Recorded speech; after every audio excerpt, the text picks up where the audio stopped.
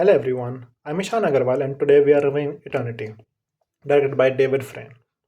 Eternity works best when you stop thinking of it as just a rom-com and start seeing it as a thought experiment about love, memory, and the weight of a lifetime of choices. Set in a gently absurd afterlife, the film uses its fantasy hook not just for laughs but to ask what it really means to choose forever with someone. Olsen anchors a story that feels playful on the surface, yet quite emotional underneath. The premise is simple but immediately engaging. Joanne dies after a long, messy, very human marriage and finds herself in a cosmic waiting room where you pick your eternity.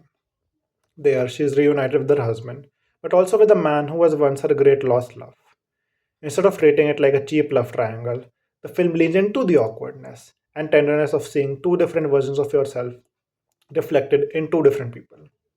The Afterlife Junction is imagined as a slightly shabby, corporate feeling hub where eternity is packaged as themed destinations, complete with rules, fine print, and overworked staff.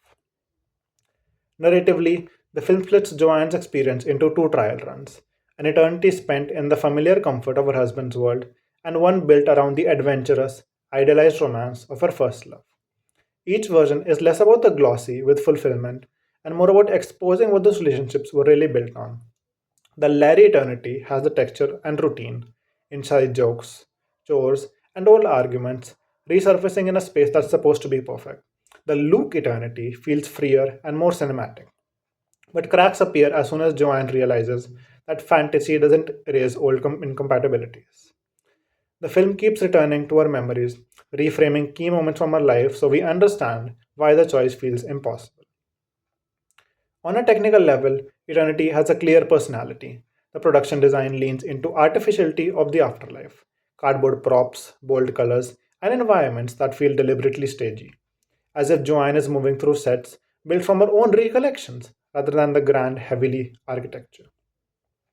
The cinematography supports this idea, shifting from flatter, more grounded compositions in the real world to slightly heightened framing and color in the junction and Joanne's trial eternities. The score and sound design stay light on their feet, weaving between romantic swells and offbeat comedic cues without overwhelming the performances. Editing wise, the film cuts briskly between the past and present, life and afterlife, using these transitions to underline how closely our memories and fantasies are intertwined. Where eternity really clicks is the performances.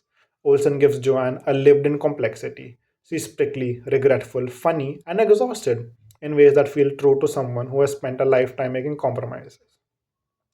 Her work makes fun of high concept feel grounded. The two central men are written and played as opposites that both make sense for her.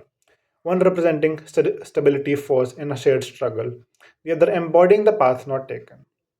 The supporting cast, especially the afterlife administrators, add a welcome shot of absurdity, reminding you that even in death, there's bureaucracy and office politics. The film isn't without its problems. The rules of the afterlife bend a little conveniently whenever the plot needs a new complication, and if you think too hard about the internal logic, some of it definitely starts to wobble. A few jokes step on the heel of more important scenes, undercutting moments that could have landed harder with a touch more restraint.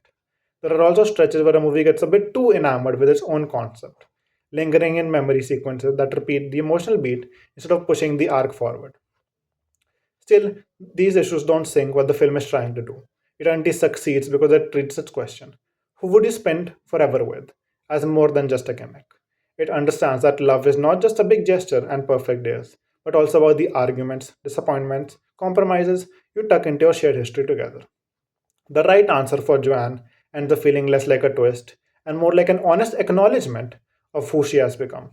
As a whole, the film is a warm, bittersweet watch, inventive enough to stand out, grounded enough to resonate, and thoughtful enough that you may catch yourself wondering what your own eternity might look like after you leave the theatre. Thank you.